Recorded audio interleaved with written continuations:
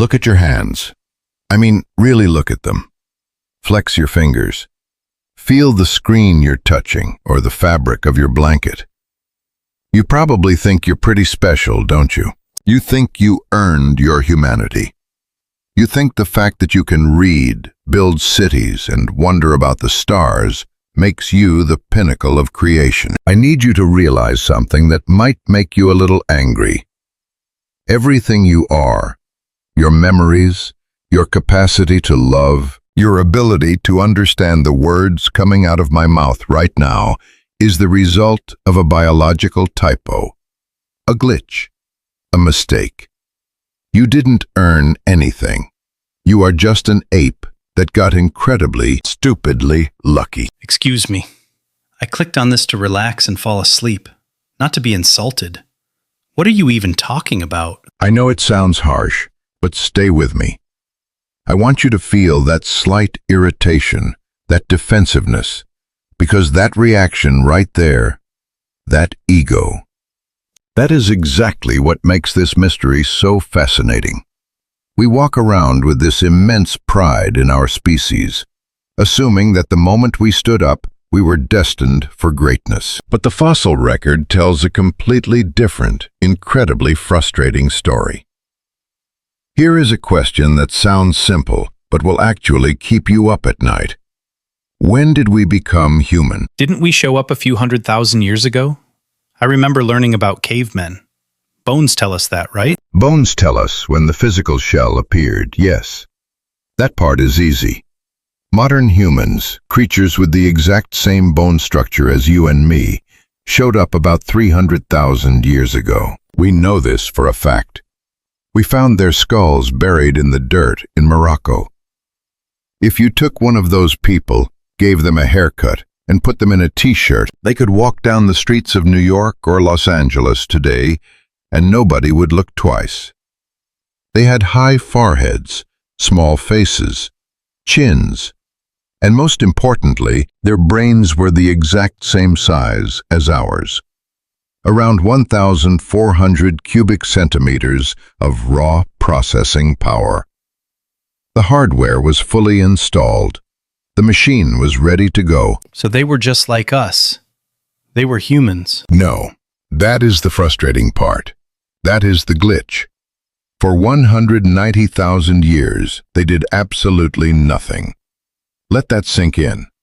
For almost 200 millennia, people walking around with brains capable of understanding quantum physics, brains capable of writing symphonies and engineering rockets, just sat in the dirt. They left almost nothing behind. No cave paintings, no jewelry, no evidence of trade networks, no complex tools, and worst of all, no burial sites that suggest they even cared about death. Wait, 190,000 years? That's impossible. If they had our brains, why wouldn't they use them? That is the great silence of our history. It's maddening, isn't it?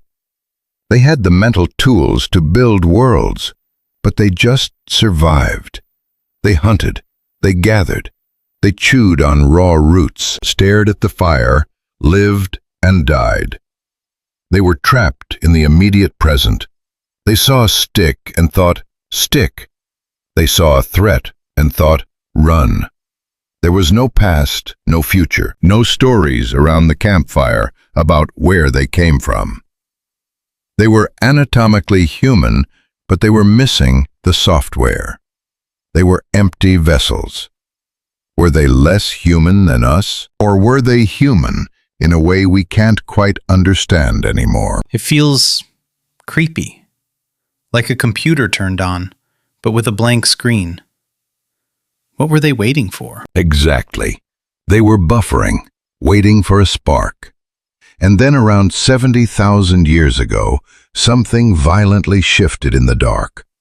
Suddenly, out of nowhere, there is art. Suddenly there is culture. Humans are piercing shells to make beads. They are carving intricate little figurines out of mammoth ivory. They are pressing their hands against cave walls and blowing red ochre over them to leave a mark. They are burying their dead with flowers and weapons, which means, for the first time, they are looking at a corpse and wondering if there is something beyond this life. They are trading across hundreds of miles. They woke up. So what happened? Did a new species arrive? Did their brains get bigger? Neither. Their bodies didn't change at all. Some scientists think it was a mutation, one tiny random genetic typo that flipped a switch deep inside the human brain, a random accident that connected the dots. Others argue that the capacity was always there, sleeping in the wiring, just waiting for the right environmental pressure to force it out. Culture takes time to brew. Nobody knows for absolutely sure. This is the mystery we are going to explore tonight. The massive, haunting gap between having a human brain and being truly human. The moment we stopped just surviving and started creating meaning. I guess I never thought about it like that. It makes you realize how fragile it all is. It is incredibly fragile. This is a story about evolution, but not the boring kind you learned in middle school biology. We aren't going to talk about fish crawling onto land. This is a story about the mind, about consciousness, about the strange, terrifying accidents that made us who we are. And here's what makes it perfect for tonight as you lay there in the dark. There are no clear, definitive answers, just possibilities, just ghosts floating in the static of our DNA. It's the kind of mystery you can sink into. Let your mind wander through it. Drift with it. So if you were feeling a little defensive earlier, let it go. Settle in. Get comfortable. Adjust your pillows. We are going back to a time before art existed, before anyone had ever wondered about tomorrow. Back to humans who had all the pieces but hadn't quite put them together yet. Back to the exact moment before we became us. If my voice is helping you slow down, that is the whole idea. Just breathe. Where did we come from before we were even those empty humans in Morocco? To answer that, we have to rewind 6 million years into the dense, suffocating forests of Africa to meet a creature that didn't know it was about to make the most painful mistake in the history of the world. We have to go back to a time before we were even human, long before the empty, buffering mines in Morocco. We need to rewind the clock roughly 6 million years. If you were to stand in the dense, humid forests of East Africa back then, you would not see anything resembling a person. You would see a creature that scientists affectionately call the last common ancestor. This was an animal caught in the twilight of an era, swinging through the canopy, eating fruit, living entirely in the present moment. We have never found its bones. We probably never will. The odds of becoming a fossil are astronomically small, requiring the perfect soil, the perfect timing, and the perfect death. But we know this creature existed because of the undeniable trail of breadcrumbs left in our DNA. We share 98.8% of our genetic code with modern chimpanzees. Think about how terrifyingly small that difference is. Take your entire genome, all 3 billion base pairs that make you who you are, and change just a fraction of a percent. That rounding error is the only thing separating you from a wild animal. That tiny 1.2% difference is what forced us out of the trees. 6 million years ago, the Earth's climate began to shift. The lush, unbroken forests of Africa started to dry out, breaking apart into vast, open savannas. The trees thinned. The safe, elevated highways of the canopy disappeared. For the apes living there, this was a crisis. One branch of the family decided to retreat deeper into the remaining forests, clinging to the old ways of life. They would eventually become chimpanzees and bonobos. But another group, our ancestors, found themselves pushed out onto the dangerous, sun-baked grasslands. They had to adapt. And so they did something that would permanently scar our biology. They stood up. It sounds heroic, doesn't it? The defining moment of human evolution. The ape rising from the dirt to gaze out over the tall grass, claiming the horizon. But evolution is not a Hollywood movie, and there was absolutely nothing glamorous about this transition. Standing up on two legs was an agonizing, clumsy, and brutal biological compromise. It is a terrible design. If an engineer brought you the blueprint for the human skeleton today, you would fire them immediately. We took a spine that had spent millions of years acting like a horizontal suspension bridge perfectly, designed to distribute weight across 4 limbs, and we violently tipped it upright into a vertical column. Every time your lower back aches after a long day at the office, every time someone complains about a slipped disc or a blown-out knee, you are feeling the echo of that 6-million-year-old mistake. Gravity is constantly trying to compress our spines. We are the only mammals on Earth that routinely suffer from chronic lower back pain, purely because our bodies are fighting a losing battle against our own posture. We sacrificed stability for elevation. And that was just the beginning of the costs. By standing up, we exposed all of our most vital organs. A dog, a lion, or a chimpanzee has their soft underbelly facing the ground, protected from attacks. We decided to walk around with our guts, our heart and our throat, completely exposed to any predator with a decent set of claws. And we were so slow. We lost the explosive 4-legged sprinting speed of our cousins. We lost the ability to effortlessly scale trees to escape danger. If a prehistoric leopard decided it wanted you for dinner, you could not outrun it. You could not climb away from it. You were stuck on the ground, completely vulnerable, awkwardly balancing on 2 feet. So why did we do it? Why undergo millions of years of physical torture just to walk upright? The answer is ruthless efficiency. Walking on 2 legs burns slightly fewer calories than knuckle walking. On the drying savannas where food was scattered miles apart, efficiency meant survival.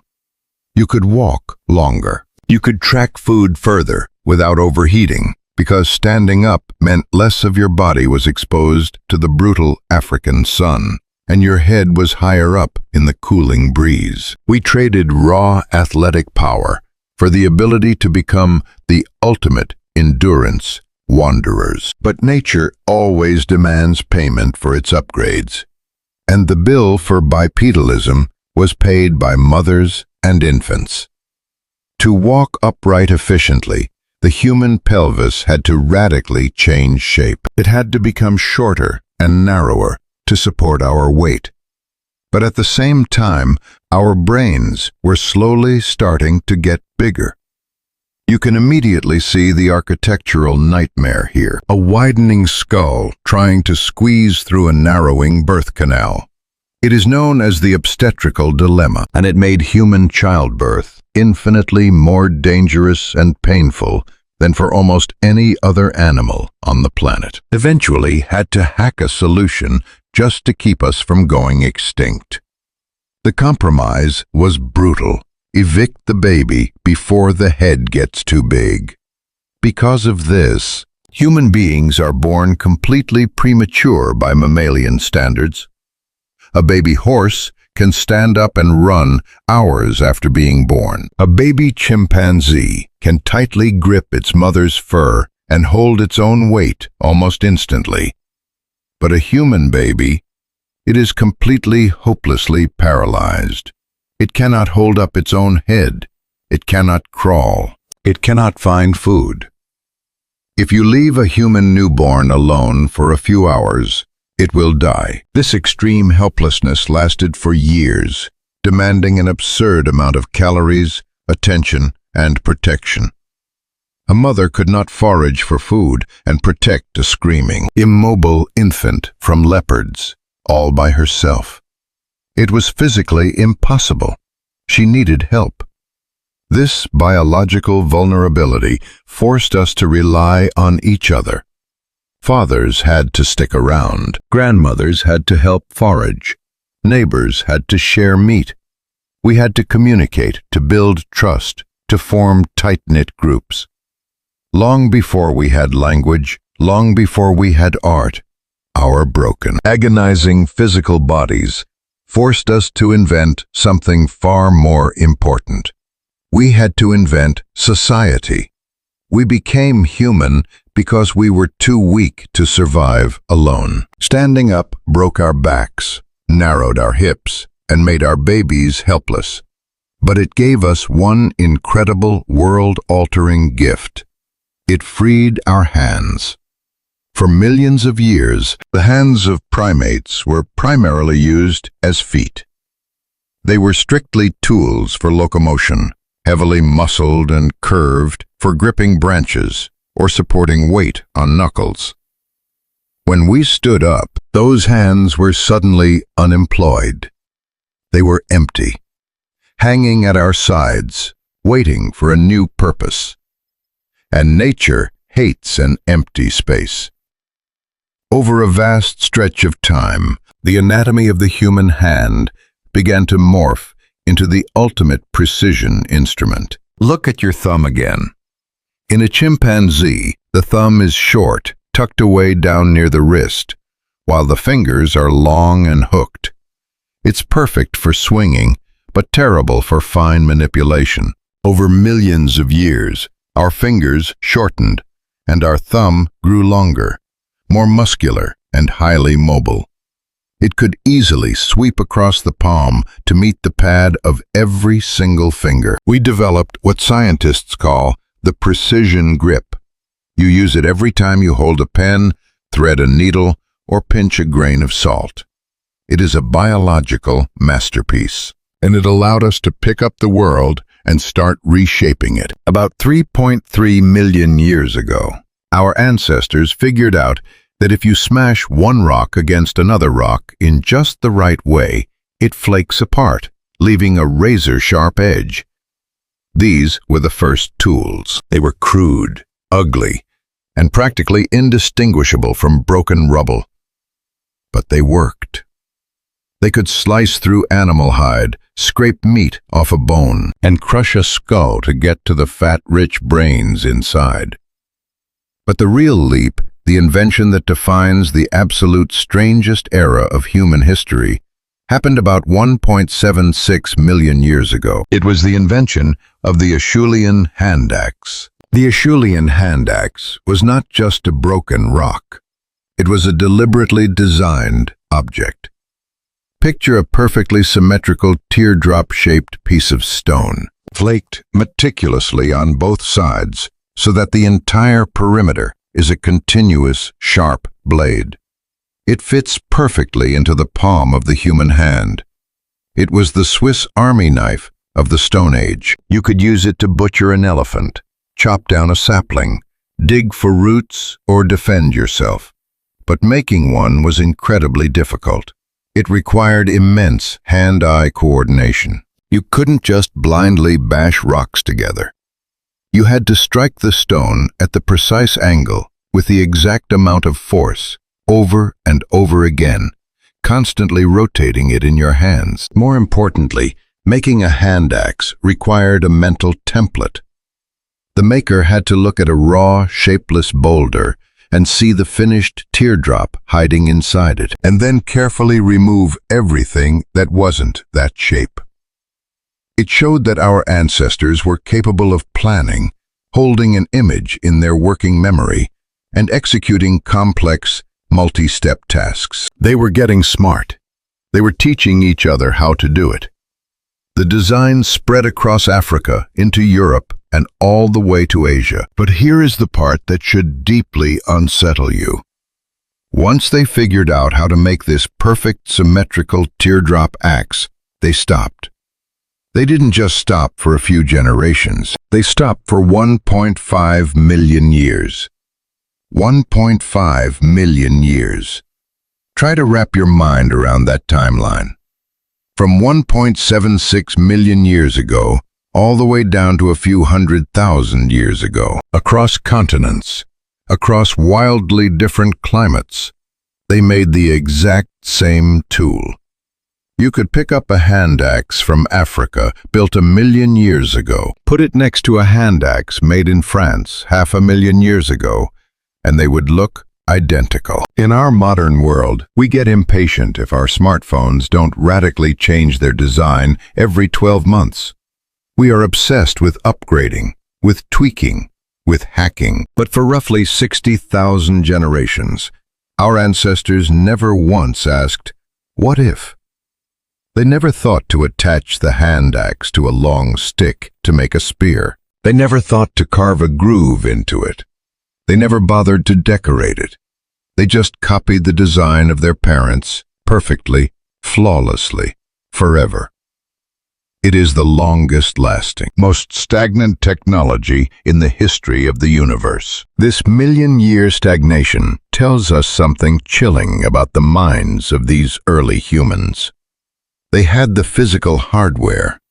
They had the long thumbs, the precise grip, and the neural wiring to coordinate their hands and their eyes. They had brains that were steadily growing larger and heavier. But the spark of true human imagination was completely absent. They were trapped in a loop of pure, literal survival. If it worked, they copied it. If it didn't, they died. There was no creativity, no rebellion against tradition, no abstract thought. They were organic robots, running an incredibly successful but completely rigid program. It makes you wonder what it was like to sit around a fire with them. They were socially complex. They hunted together. They looked into each other's eyes. But there were no myths being told. There were no gods in the sky. There was only the dirt, the meat, and the stone. The hardware was fully upgraded, but the operating system was stuck. They were wandering through the world with the mental capacity to dominate the planet, but lacking the one invisible ingredient required to break the loop.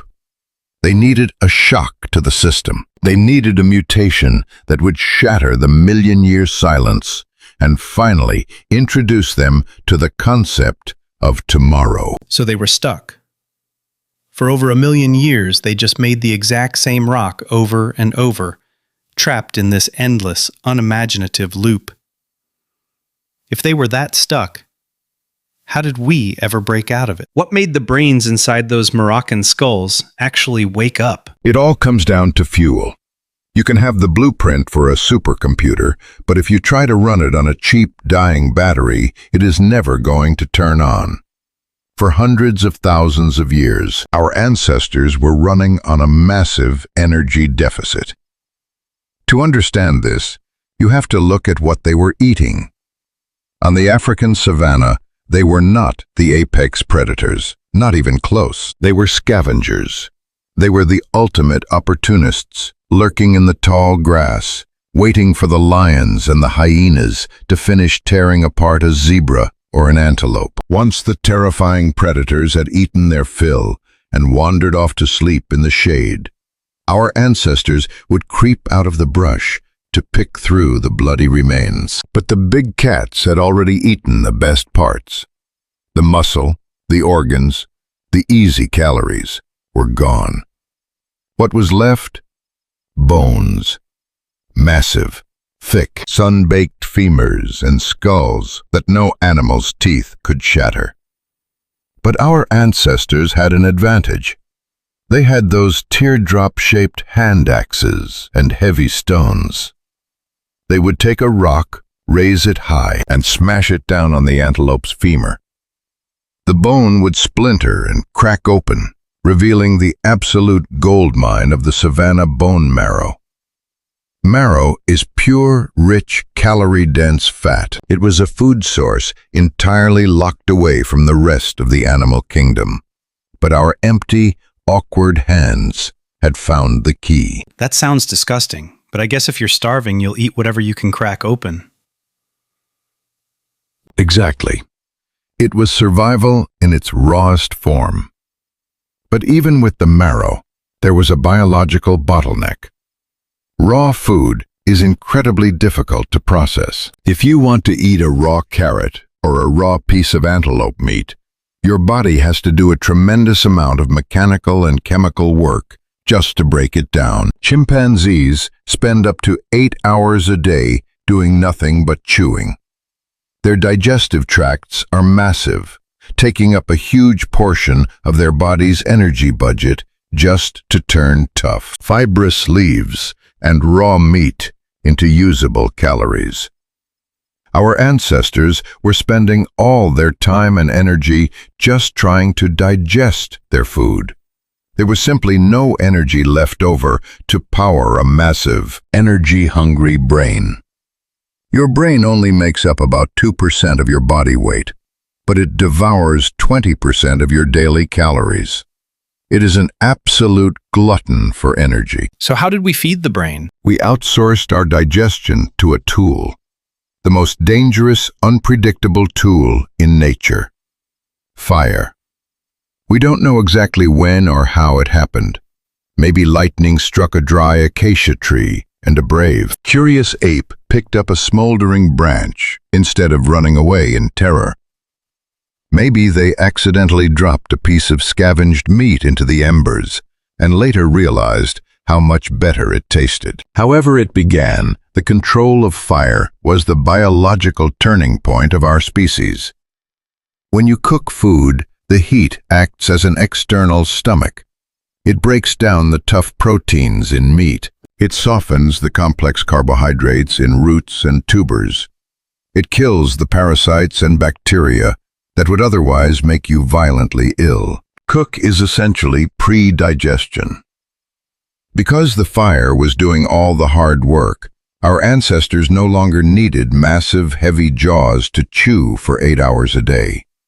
Our jaw muscles shrank, which released the physical pressure on our skulls, allowing the brain case to expand. Furthermore, we no longer needed a massive, incredibly long intestinal tract to break down raw fibers. Over hundreds of thousands of years, our guts literally shrank. The human digestive system is remarkably small compared to other primates. And that exact amount of energy, the calories saved by not chewing and not digesting raw food, was immediately redirected upward, flooding into the brain. Without fire, the human brain as we know it is biologically impossible. It's crazy to think that something as simple as a campfire is the only reason we are smart enough to have this conversation. It is profound. But the campfire did something else. Something far more deeply emotional than just cooking meat. It fundamentally rewired our psychology. Before fire, when the sun went down on the savannah, the world became a terrifying place. Darkness meant death. The only thing you could do was climb a tree, huddle together in the pitch black, and pray that the leopards didn't find you. But with fire, the night was pushed back. The campfire became the first living room. It was a circle of light and warmth in an ocean of lethal darkness. And within that circle, something beautiful began to happen. Remember the helpless premature babies we talked about? The ones that required constant agonizing care around the campfire? The burden of that care was shared. When you are sitting around the flames, watching the embers glow, digesting a massive meal of cooked meat, you have free time. You are safe. The group relaxes. They look at each other. They look at the helpless infants. A grandmother holds the baby so the mother can eat. A father shares a piece of roasted marrow with a child that isn't even his. The campfire demanded cooperation, and in return, it incubated empathy. You cannot survive around a fire if you are entirely selfish. You have to take turns gathering wood. You have to trust the person next to you not to push you into the flames. You have to work together to keep the spark alive. This safe, illuminated space forced early humans to stare into each other's faces, to read each other's expressions, and to feel a profound, desperate need to connect. The energy from the cooked meat was expanding the brain, providing the raw hardware, but the quiet, safe hours around the glowing coals created the psychological pressure to communicate. They had the energy, they had the desire. Now they just needed the biological machinery to finally speak. To understand how we finally broke the silence, we have to look closely at a modern medical mystery. Fast forward from the ancient crackling campfires of the African savanna to the bustling, rainy streets of London in the 1990s. Medical researchers were called in to study a very specific, deeply unusual family. In medical literature, they are known only as the KE family. Out of 30 family members spread across 3 generations, about half of them suffered from a severe, almost inexplicable speech disorder. It wasn't just a stutter. It wasn't a lisp. It was something profoundly rooted in the architecture of their minds. When the affected members of the KE family tried to speak, the words came out garbled and chaotic. But the terrifying part was that their intelligence was completely intact. They understood the world perfectly. They could feel, they could reason, they could listen to a complex sentence and comprehend every single nuance of it. But when they tried to formulate a response, their brains could not properly organize the mechanical sequence required to produce language. They struggled with grammar, unable to conjugate verbs or use the correct tense. They could not coordinate the incredibly rapid micro-movements of their lips, tongue, vocal cords, and lungs to form the sounds they were hearing so clearly in their own heads. They were trapped inside a broken communication machine. For years, doctors ran scans and tests, trying to find the physical trauma or the environmental cause. Finally, a team of geneticists dug into the DNA of the KE family. Deep inside their genetic code, on chromosome number 7, the scientists found the culprit. It was a gene called FOXP2. In the affected family members, this gene was broken. Out of the billions of letters in their DNA, a single microscopic mutation on this one specific gene had completely dismantled their ability to speak and use grammar smoothly. The discovery of FOXP2 sent shockwaves through the scientific community, because FOXP2 is not just a human gene, it is ancient. It is found in mice, in songbirds, in fish, and in every single ape alive today. It is what scientists call a transcription factor. You can think of it as a master switch or a conductor in an orchestra. It doesn't play an instrument itself, rather it turns other genes on and off, directing the intricate wiring of the brain during embryonic development, specifically in areas related to motor control and sequencing. When researchers compared the human version of FOXP2 to the version found in modern chimpanzees, they found something that makes you realize how terrifyingly fragile our dominance really is. The human version of FOXP2 and the chimpanzee version of FOXP2 are almost identical. Out of the hundreds of amino acids that make up this protein, there are only 2 that are different. Just 2 tiny genetic typos separate the human gene from the ape gene. That is it. A microscopic rounding error in the vast library of our DNA. But those 2 specific changes, those accidental mutations, altered the trajectory of life on Earth. When researchers took the human version of FOX2 and inserted it into the DNA of laboratory mice, the mice didn't start reciting Shakespeare, but something incredible did happen. The neural circuits in their brains actually changed. The density of their neural connections in the basal ganglia, the deep brain structure involved in learning habits and motor sequences, increased. Even the pitch and structure of their ultrasonic squeaks became more complex.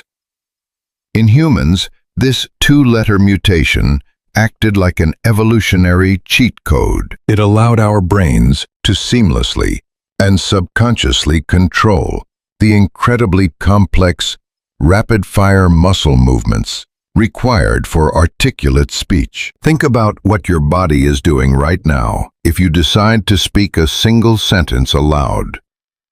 Your brain is simultaneously controlling the precise tension of your vocal cords. It is micro-adjusting the shape of your lips.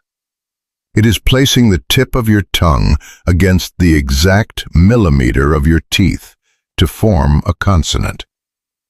It is regulating the flow of air from your lungs, perfectly timing the breath with the sound. And it is doing all of this at lightning speed, formulating grammar and vocabulary on the fly, without you consciously thinking about a single muscle. It is a mechanical miracle. A chimpanzee simply cannot do it. Even if a chimp had the intelligence of a human, its brain is not wired to execute that rapid sequential physical choreography. The mutation in FOX2 unlocked the door. It didn't invent language all by itself, but it built the necessary hardware to allow language to flow from the mind into the physical world. Without it, we would be like the affected members of the KE family, brilliant, emotional, observant creatures, utterly trapped in the silent prisons of our own skulls. We would have the thoughts, but no bridge to carry them across the empty space between you and me. We now know from extracting ancient DNA from fossils that the Neanderthals also possessed this exact same human version of FOX2. They had the genetic hardware for speech. So the mutation happened early, hundreds of thousands of years ago, before our lineage split from theirs. They were sitting around their fires, equipped with the conductor of the mind, likely speaking to one another in complex languages that are now lost to the wind forever. But speech alone is not what pushed us over the edge. Parrots can mimic complex sounds. Dolphins can coordinate hunts using clicks and whistles. Language allows you to share what is right in front of you. It allows you to say, "There is a lion by the river," or "Pass me the roasted meat." But to truly become the humans that we are today, we needed to do something much more dangerous than speak. We needed to be able to talk about things that do not exist. Language gave us a bridge between minds, but a bridge is useless if you have nothing profound to carry across it. For tens of thousands of years, early humans likely used their new gift of speech to describe the physical world. It was a literal language for a literal life. But then, deep inside the dark, folded architecture of the brain, another series of accidental mutations took hold. These were the mutations that would finally drag us out of the 1.5 million year loop of the stone hand axe. They were the mutations that built the human imagination. Science doesn't point to just one gene for this. It points to a collaborative symphony of genetic typos. Take, for example, a stretch of DNA known as HAR1, which stands for Human Accelerated Region 1. In chickens, chimps, and early mammals, this region of DNA evolved at a painfully slow crawling pace. But right after our ancestors split from the apes, HAR1 went into overdrive, picking up mutations at a wildly accelerated, almost reckless speed. What does HAR1 do? It is highly active in the development of the cerebral cortex, the wrinkled outer layer of the brain, where high-level processing, conscious thought, and reasoning take place. It helped fold our brains, packing more surface area and more processing power into the confined space of our skulls. Then there is another glitch, a gene called sRGAP2. In our distant ancestors, this gene accidentally duplicated itself. Not once, but twice. It was a copy and paste error in the genetic code. But this error caused the neurons in our brains to mature much slower and to grow longer, far more dense and complex spines. Imagine a tree suddenly growing thousands of extra, deeply interwoven branches, reaching out into the dark to touch the branches of the trees around it. Our brain cells were suddenly capable of forming an exponentially denser web of connections. This dense, slow-maturing web paved the way for something neuroscientists call the default mode network. It is a specific, interconnected system of regions in your brain that lights up when you are doing absolutely nothing. When you close your eyes and let your mind wander, when you sit on a bus and stare out the window, your default mode network is running. It is the daydream engine. It allows you to time travel. A dog lives in the present. It feels hunger right now. It feels fear right now. But because of this new neural wiring, a human being can sit quietly and vividly remember a mistake they made 5 years ago, and then, in the very next second, vividly imagine a scenario that might happen 3 weeks from now. We gain the ability to unplug from reality.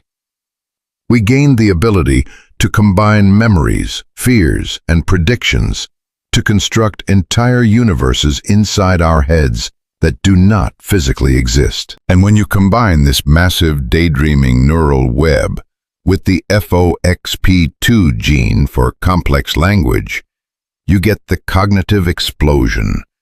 You get the spark that finally lit up the empty Moroccan skulls. About 70,000 years ago, this internal revolution bled out into the physical world. The archaeological record suddenly goes crazy. After 1 million years of boring, identical stone axes, human beings begin acting completely irrational by the brutal standards of natural selection.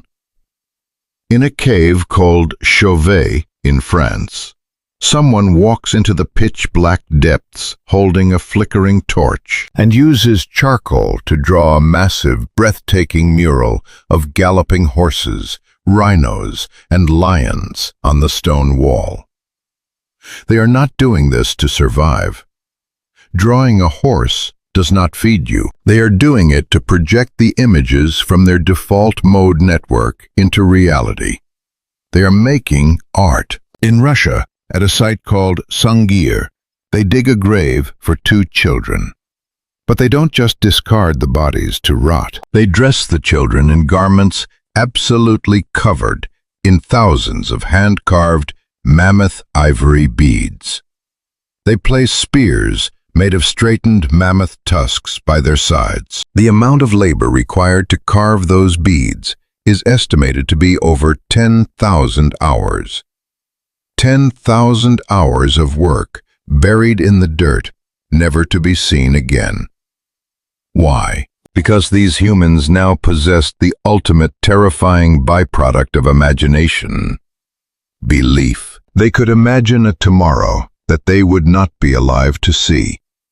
They could look at a dead child and imagine a spirit, a ghost, an afterlife, where that child would need a spear and beautiful clothes.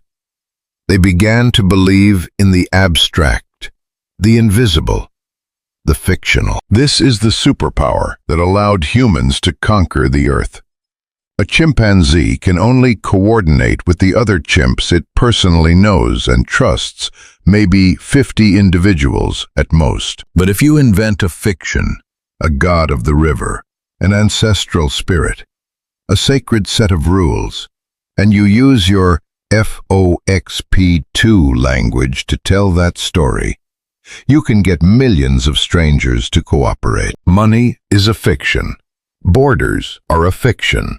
Human rights, nations, laws, and religions, they are all beautiful, powerful fictions, created by the default mode network. This was the threshold. The accidental mutations of HAR1, SRGAP2, and FOXP2 combined to turn a scavenging, upright ape into a storyteller. The biological buffering was over. The software was installed. The humans had finally woken up. But as they stepped out into the world, armed with their new imagination and their deadly weapons, they were about to discover something deeply unsettling. They were not the only humans on the board. The Earth was already occupied. Imagine walking out of your front door right now, taking a stroll down the street, and running into someone who looks a lot like you, but is fundamentally, biologically, not human. Not a subtle difference either. Someone with a heavy, jutting brow, a massive barrel chest, and a completely different evolutionary lineage. For us today, this is the stuff of science fiction. We are so incredibly used to being the absolute rulers of this planet. We are the only species of our kind left. But for the vast majority of our history, that was not the case at all. When our ancestors finally woke up, armed with their new imagination, their complex language, and their restless curiosity, they began to push out of Africa. They wandered up through the Middle East, spreading out into the frozen steppes of Europe and the massive, uncharted expanses of Asia. And when they got there, they realized something that must have sent a chill down their spines. The world was already taken. Wait, what do you mean taken? Were there other people already living there? I thought we were the first ones to leave. We were not the first. We were actually incredibly late to the party. Hundreds of thousands of years before our specific ancestors ever packed their bags and left the African savanna. Other groups of early humans had already migrated out. They had spent hundreds of millennia adapting to the brutal, freezing environments of Ice Age Europe and the harsh climates of Asia. When our modern human ancestors finally crossed those borders around 60,000 years ago, they came face to face with our evolutionary cousins. The most famous of these, of course, are the Neanderthals. For a long time, the cultural narrative in America and Europe was that Neanderthals were slow, grunting, mindless brutes who carried clubs and dragged their knuckles in the dirt. We liked to tell ourselves that story because it made our eventual victory seem inevitable. It fed our ego. We wanted to believe that our big, beautiful brains simply outsmarted the dumb cavemen. That is definitely how they were portrayed in every movie and cartoon I saw growing up. Just big, hairy monsters who barely knew how to make a fire. Exactly. But that stereotype is completely, entirely wrong. Neanderthals were not monsters, and they were certainly not stupid. If anything, they were terrifyingly formidable. Physically, they were built like absolute tanks. They were shorter than us, but stockier, with incredibly dense bones and massive muscles adapted for hunting huge, dangerous Ice Age animals up close. But more importantly, their brains were actually larger than ours on average. Around 1,500 cubic centimeters of processing power. And they used it. They controlled fire. They made sophisticated tools out of stone and bone. They even created the world's first industrial adhesive cooking birch bark at specific, controlled temperatures to make a toxic glue so they could attach stone points to wooden spears. That is chemistry. You do not accidentally invent synthetic glue if you are a mindless brute. And they possessed imagination, too. Deep in the Bruniquel cave in southwestern France, archaeologists found something that completely shattered our understanding of the Neanderthal mind. To get to this spot, you have to crawl hundreds of meters underground into pitch-black absolute darkness. Down there. Over 175,000 years ago, long before our ancestors ever painted on a cave wall, Neanderthals broke off hundreds of heavy stalagmites. They carried them into a massive chamber and meticulously arranged them into perfectly circular structures, building walls in the dark.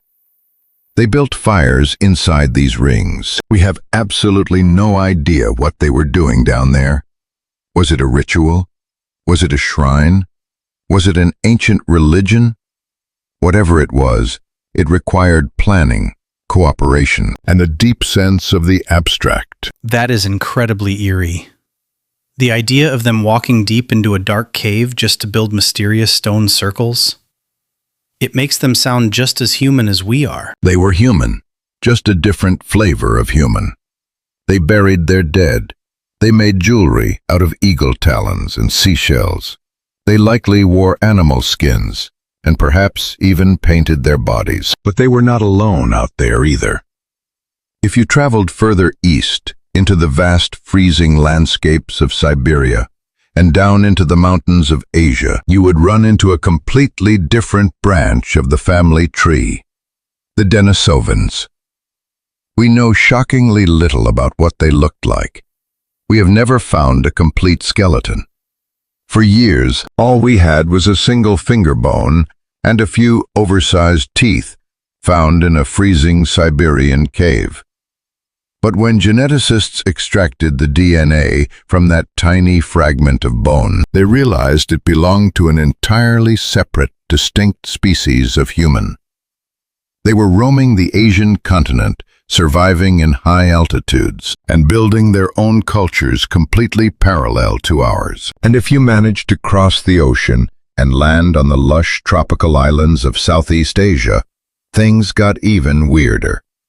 On the Indonesian island of Flores, scientists discovered the remains of Homo floresiensis, affectionately known as the hobbits.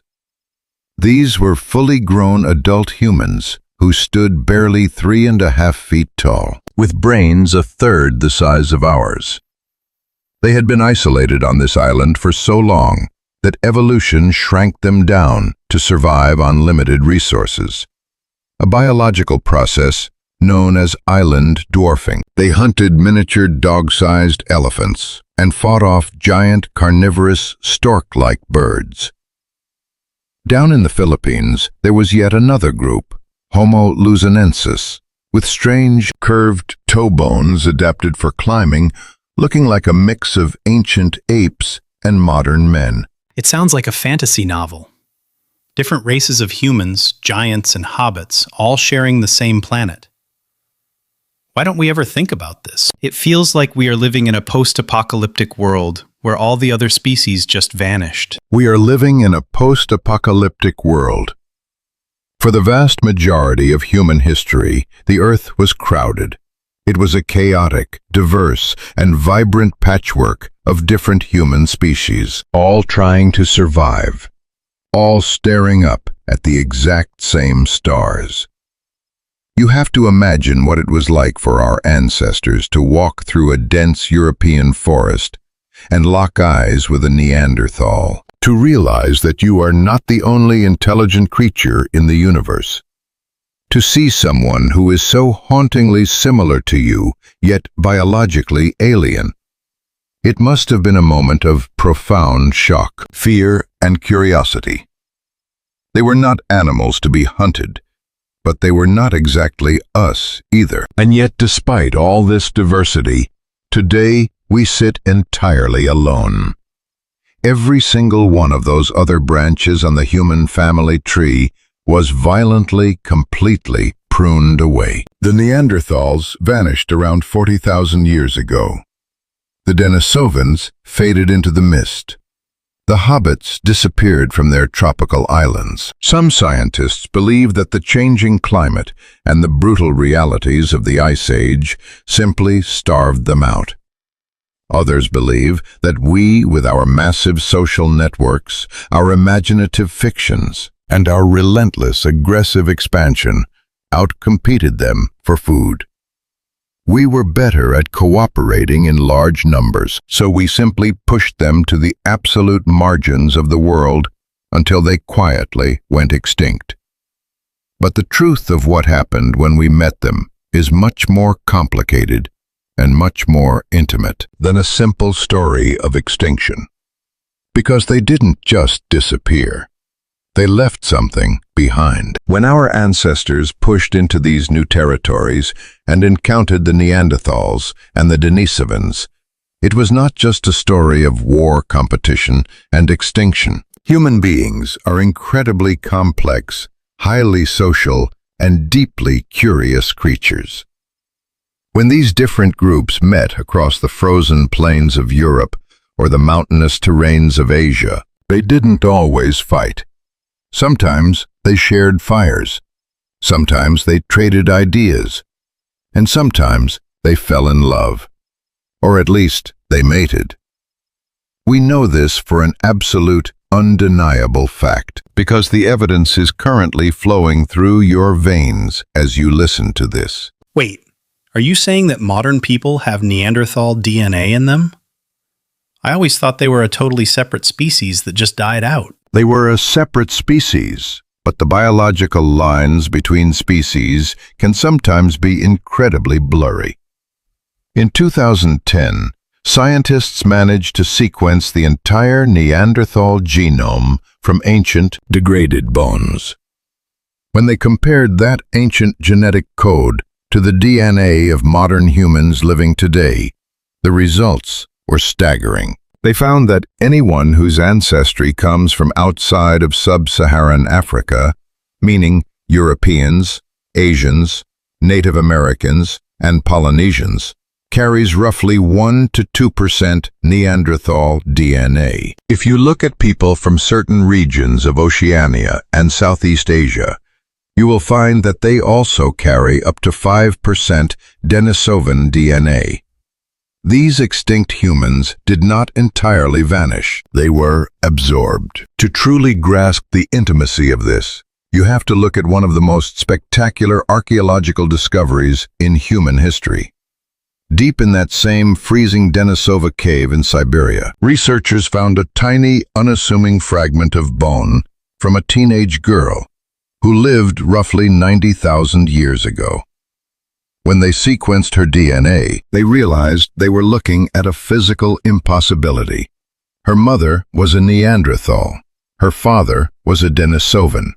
She was a first-generation hybrid, a child born of two entirely different species of human, living and breathing in the ancient world.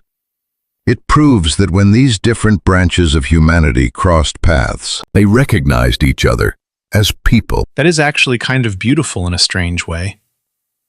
But does that tiny 1 or 2% of DNA actually do anything to us today? Or is it just junk left over from the past? It is not junk at all.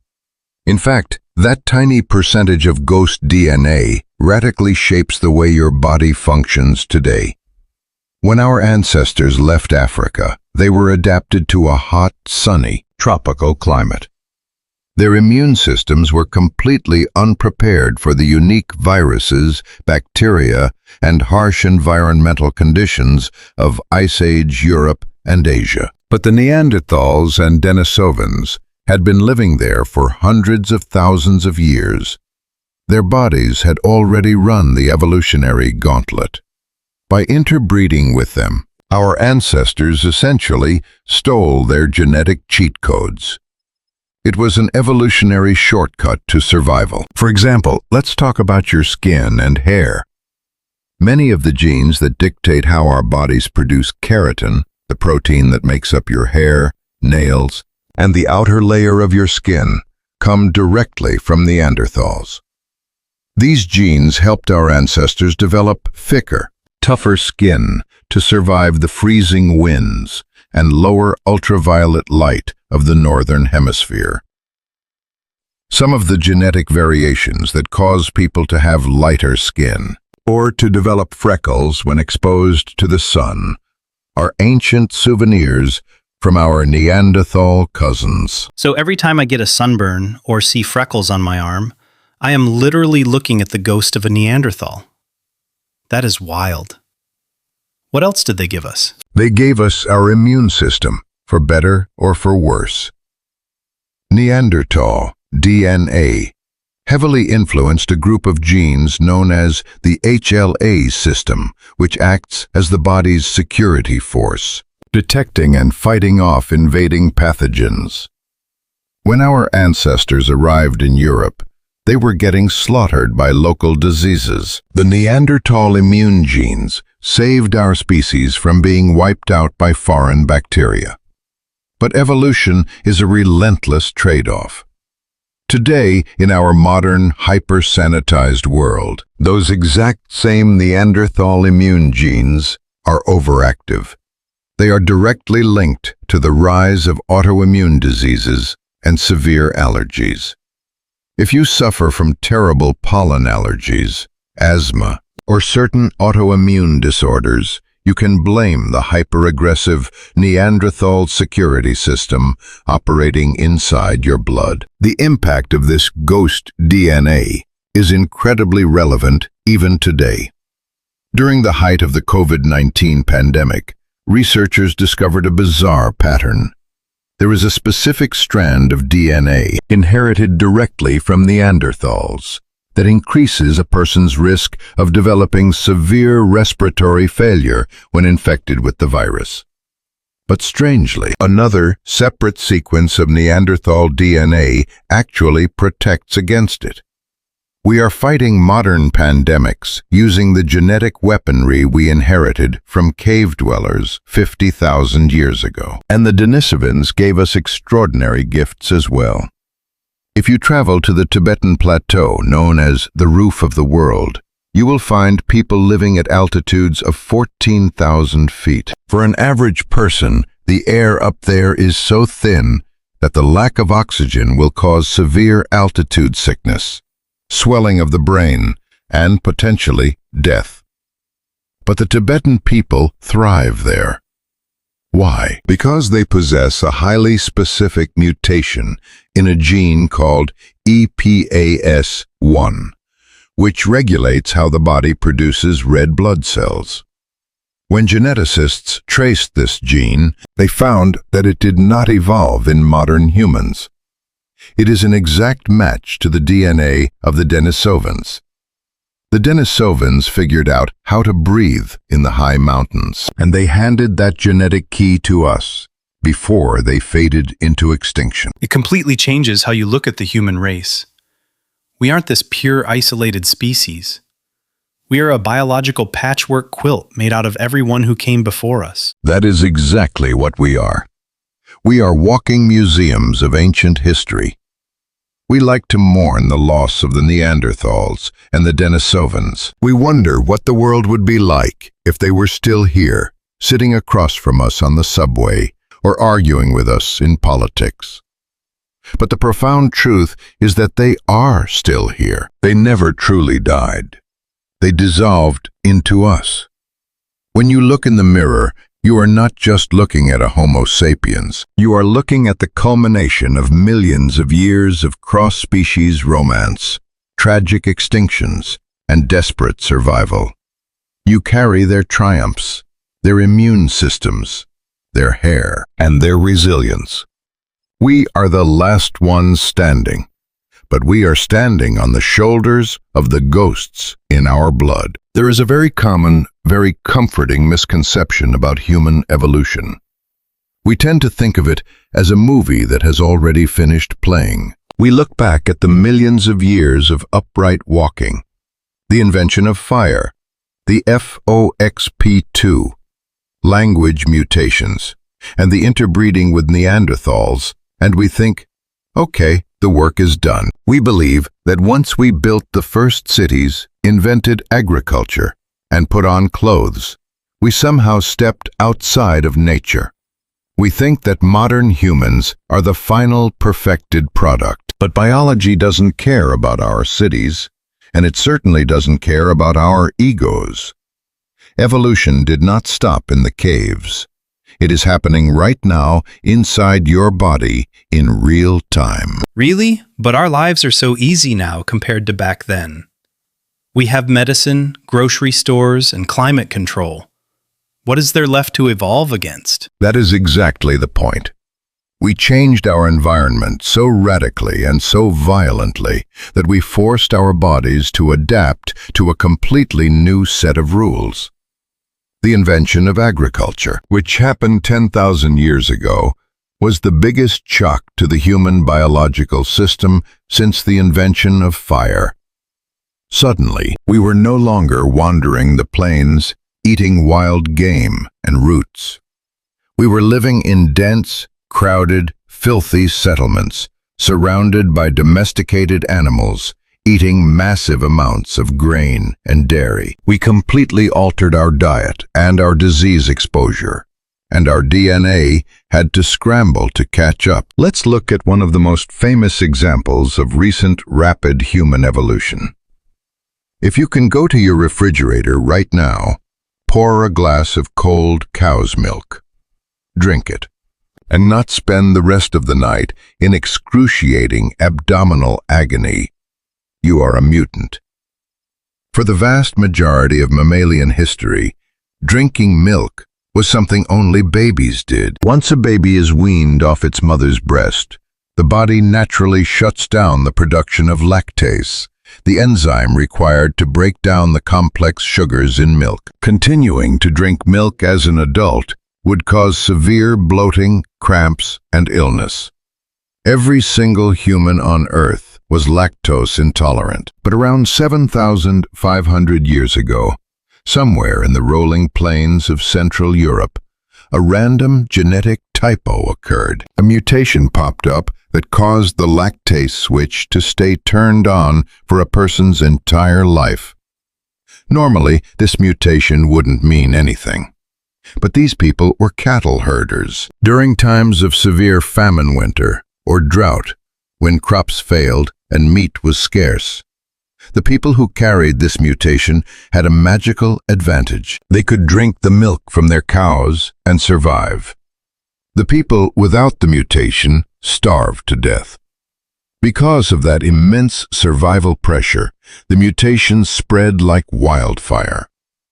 Today, about 90% of people of Northern European descent carry this mutation, while it remains incredibly rare in many parts of East Asia and Africa, where dairy farming was not historically practiced. So me eating a bowl of cereal in the morning is actually proof of a bizarre recent genetic mutation I always assumed drinking milk was just a natural human thing? It is not natural at all. It is a profound biological hack. And it is not just about what we eat. Evolution is also driven by the things that are trying to eat us. Specifically, microscopic pathogens. When humans started living in dense farming communities and clearing forests for crops, they created the perfect breeding ground for mosquitoes. And with mosquitoes came the deadliest predator in human history, malaria. Malaria has killed more human beings than every war, every plague, and every natural disaster combined.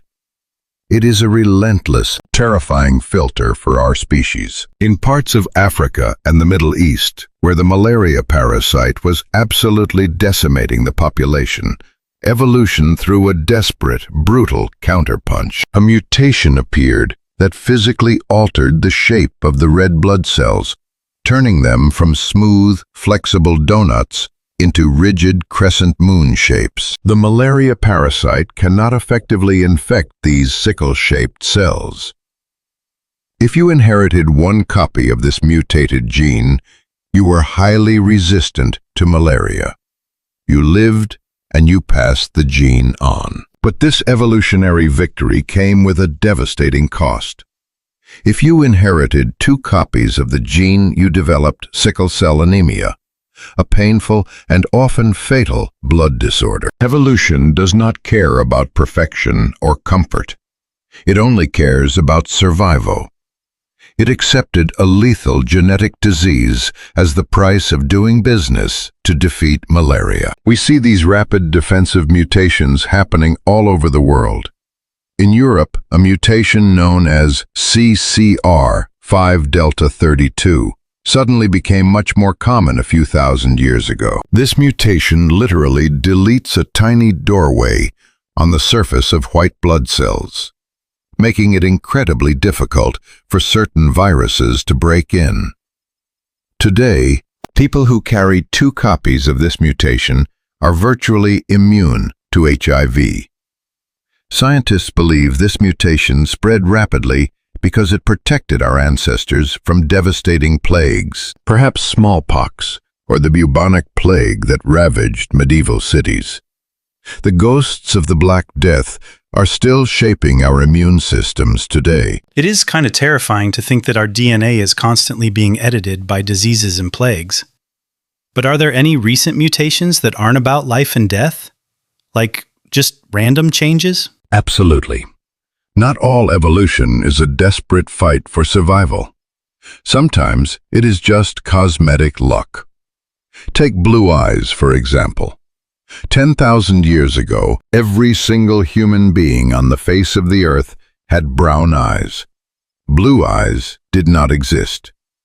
But somewhere near the Black Sea, a single individual was born with a genetic mutation in the OCA2 gene, which essentially turned off the body's ability to produce brown melanin in the iris of the eye. Because there was no brown pigment, the eye scattered light much like the sky does, making it appear blue. This mutation did not help anyone fight a disease.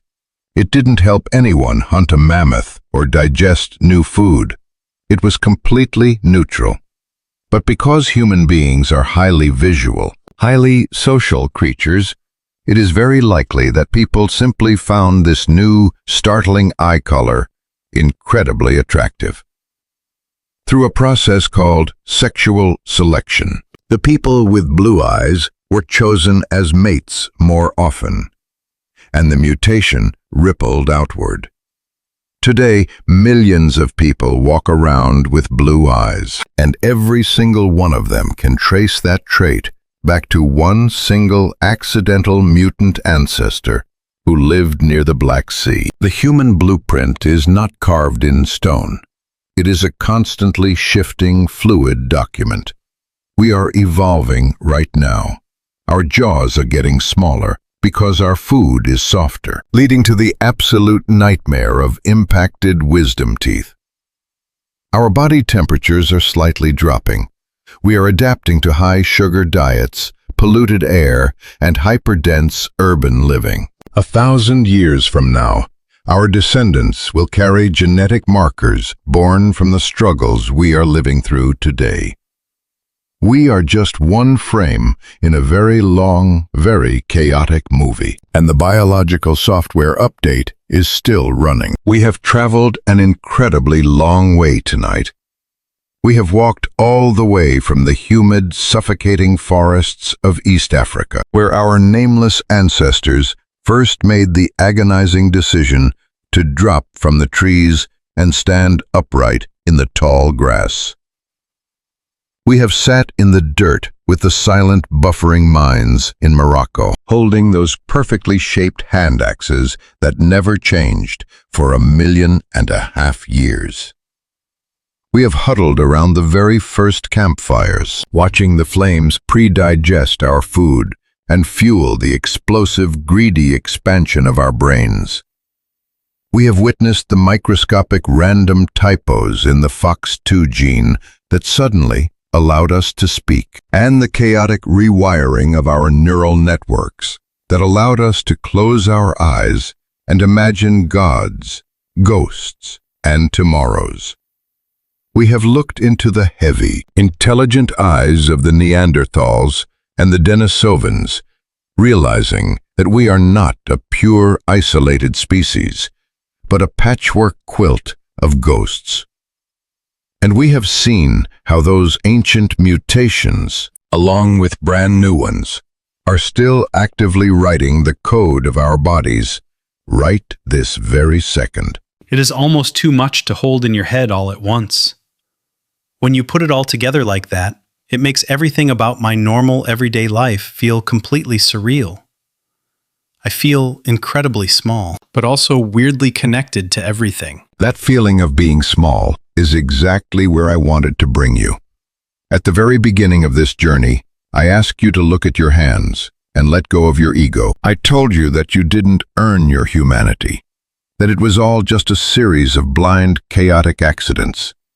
We are the accidental masters of the earth. We like to tell ourselves grand, sweeping stories about destiny. We build massive skyscrapers. We split the atom. We argue about politics and economics. And we wrap ourselves in the illusion that we are in absolute control of our reality. We act as though the universe had a meticulous, intentional blueprint with us right at the center of it. But the truth is so much more chaotic, and honestly, so much more beautiful than any planned destiny. Think about the sheer mathematical impossibility of your own personal existence. In order for you to be lying in that bed, listening to the sound of my voice right now, an unbroken chain of survivors had to stretch back for 6 million years. If just one of your ancestors, tens of thousands of years ago, had twisted their ankle while running from a predator on the savannah, you would not exist. If one of your ancestors during the Ice Age had failed to find shelter during a blizzard or lacked the Neanderthal gene required to fight off a sudden infection, the chain would have been permanently broken. You are the final, current result of thousands of generations of people surviving famines, plagues, predators, and wars, aided by completely random genetic mutations that just happened to pop up at the exact second they were needed. You are the product of billions of roll-of-the-dice moments, all landing on the exact right number over and over again for millions of years. When you put it that way, it actually takes a lot of the pressure off. I spend so much time worrying about whether I am doing the right thing with my life or stressing out over emails and bills. But if we are all just here by accident, none of that modern anxiety really matters, does it? It doesn't matter at all. The heavy burden of having to be perfect, of having to fulfill some grand cosmic purpose, is a complete illusion. You do not have to carry the weight of the world on your shoulders, because the world was not designed for you to carry it. You are simply a primate with a highly active default mode network, living on a rock suspended in the infinite dark, carrying the ghost DNA of extinct cousins in your blood. And there is a profound, deep peace to be found in that realization. You are allowed to just exist. You are allowed to just breathe. As you lie there in the quiet of your room, I want you to feel the comforting weight of the blankets over you.